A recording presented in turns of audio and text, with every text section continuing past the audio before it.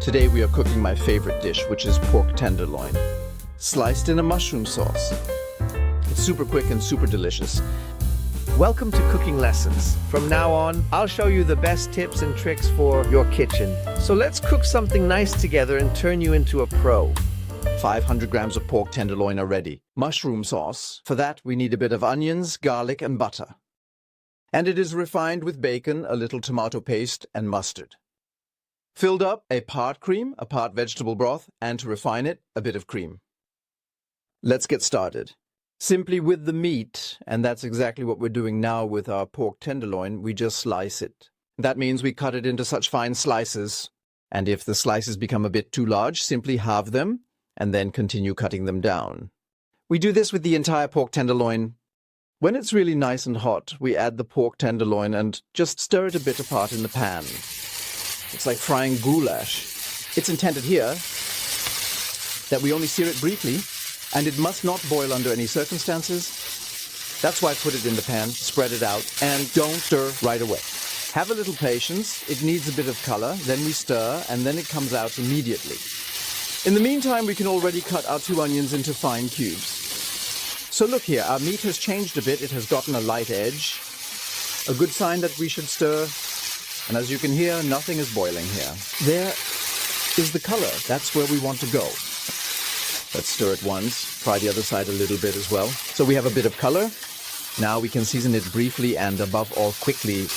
Then this part is already done. You can even toss it in a pan like this. And then we put it on our plate. And in the still hot pan, we now add our bacon cubes and fry them briefly. And then our onions go in as well. That means we are now starting with the beginning of our sauce. The ham cubes should just get a little heat and melt a bit, but they don't need to become crispy, because the whole thing will stay in the sauce anyway. Now we add our onions that we just chopped up, and we still have our piece of butter, which we also add now. We use the residual heat of the pan to let it continue melting. And at the last moment, we also add our garlic and let the whole thing, as mentioned, melt a bit. We have time to quickly quarter our cleaned mushrooms with a small knife. They are the next to go into the pan. All right, let's continue.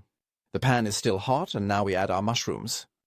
And now we fry them as well, because they will bring a lot of moisture, and the moisture from the mushrooms should evaporate a bit.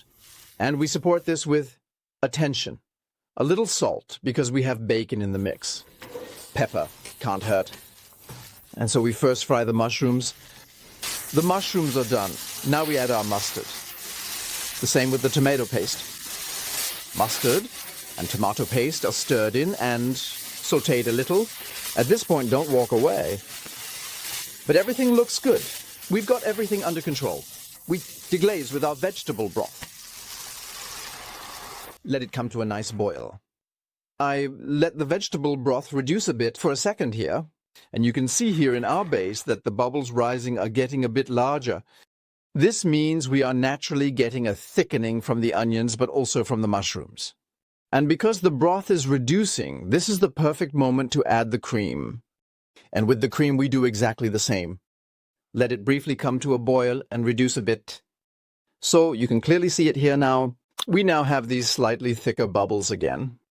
It's very clear to see. This sauce also has a thickening. And if we go through our pan with the silicone like this, and you can see the bottom of the pan for a second, then that's practically the perfect sign that this thickening is just perfect. And now we simply add our seared and already seasoned pork tenderloin back in, along with the meat juices. Now we can completely turn off the heat, because the sauce is hot enough. And our pork tenderloin should no longer cook, but just warm up again.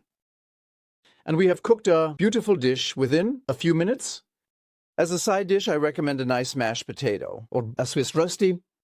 Before we go to the table, we add a bit of crème fraîche on top. Stirred in at the last moment. A bit of freshly chopped parsley. Cooking can be that simple. I wish you lots of fun recreating this dish. Be sure to check out this next video. It's packed with even more tips and tricks that will help you become a master chef in no time. And don't forget to subscribe to Cooking Lessons for more delicious content every week. It's easier than you think.